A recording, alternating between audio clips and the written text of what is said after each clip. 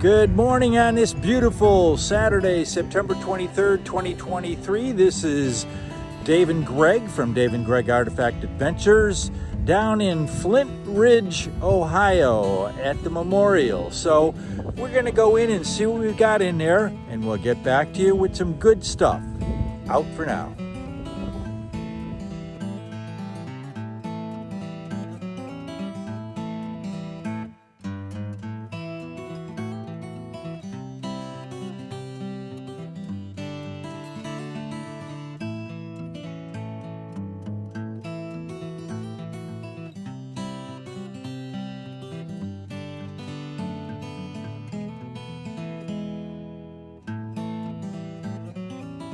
All right, I've got Karen here from the museum at Flint Ridge, and she's going to give us a little history about this quarry down below us. Good morning.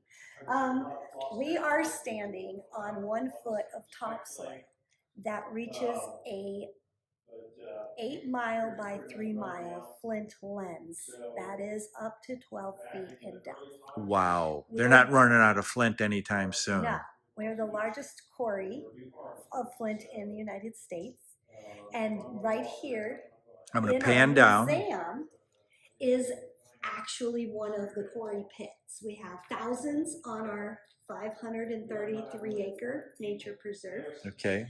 And this quarry pit gives you 3 different things to look at. The first one is it shows you just how close we are to being on this flint lens, because right here is the lens. Okay. And we're about yeah. 5 from where we're standing. Our feet are right there. We're about, I would say our feet are 2 feet, 2.5 feet. Yeah. So we're very, very close to the lens. The other thing this tells you about is the pieces are knocked apart by large hammerstones, which you can see right over here on top of that rock. Focus in, and you'll see there's a definitely round one there, and another bigger one right behind it. Those are the hammerstones that Karen was talking about, that these things were beat on with. Correct. You may continue. They would use the hammerstones that they were quarrying, and they would pound the flint into pieces the size of our hand, and they would use them to go to workstations all over our area to create the tools for hunting and for trading and for jewelry and for other tools that they used. And if I'm not mistaken, Karen, wasn't the flint from Flint Ridge highly sought after and a great trading material by the Indians? That's correct. So we have found that our Vanport flint, or rainbow flint, was found as far north as Michigan, as far south as Florida and the Gulf of Mexico, as far west as the Rocky Mountains, and as far east as the coast and the Atlantic coast. Really cool things is that between here and the Rocky Mountains, they really didn't find much. So we really do think that they took it there. So Okay. we use in my tours anyway, I like to tell people, this was like a t-shirt at your favorite place that you went and you got and you coveted and held dear. And we always remember that t-shirt you buy now. Right. This was their version of, it was like they came here and there were hundreds of tribes that visited here. This was a neutral and spiritual place, and everyone had enough space, it being 8 miles of quarry pits and big thing of rock, that they had plenty of space to spread out and quarry their flint. So for 12,000 years, people were here quarrying this flint. Wow. The Europeans came and quarried flint when they came to the Americas, and some of our flint was used in flintlock pistols that were used during the Civil War battles. So our flint is significant in the fact that it is a sedimentary living organism, rock, and it changes color when it's heated.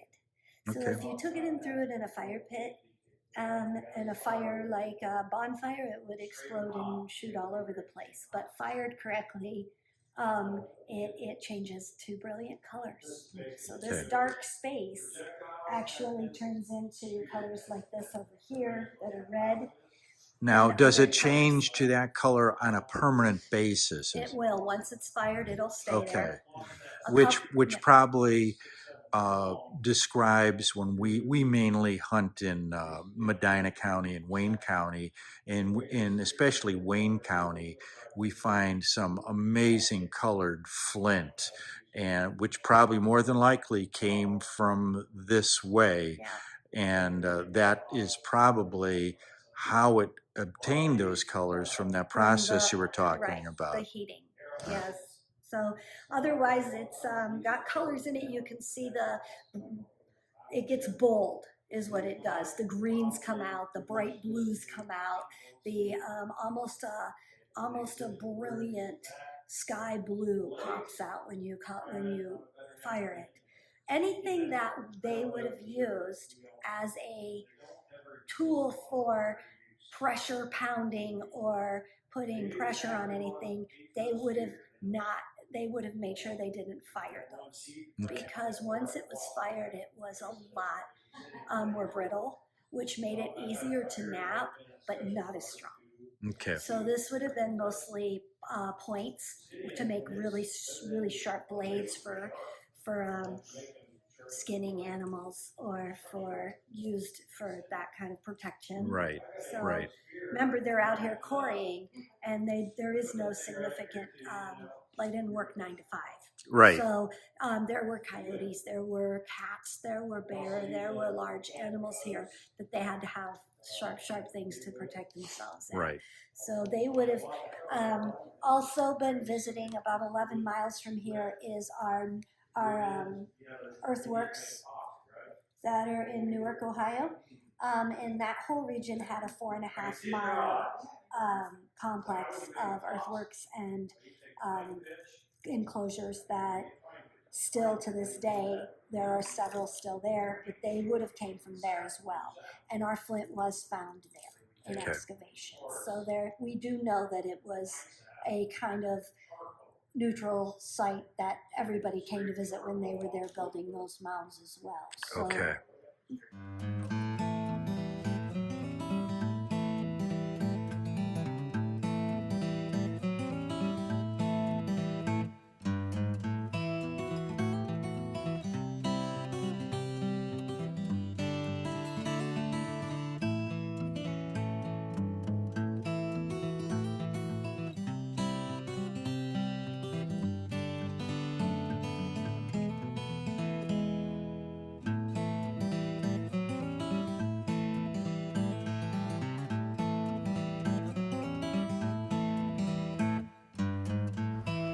All right, this is Dave standing in a flint pit. It's at the top of a hill, and it's kind of quarried out there, and that's what they used to do all over the place here.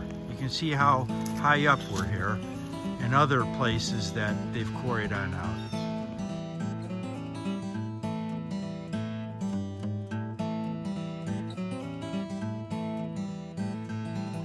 And here is Greg down here at the bottom of one of the Flint Ridge pits here. Yeah, only an idiot can come down. And he definitely took his life into his own hands, because not sure how he'll get up. Yeah. But we won't show that.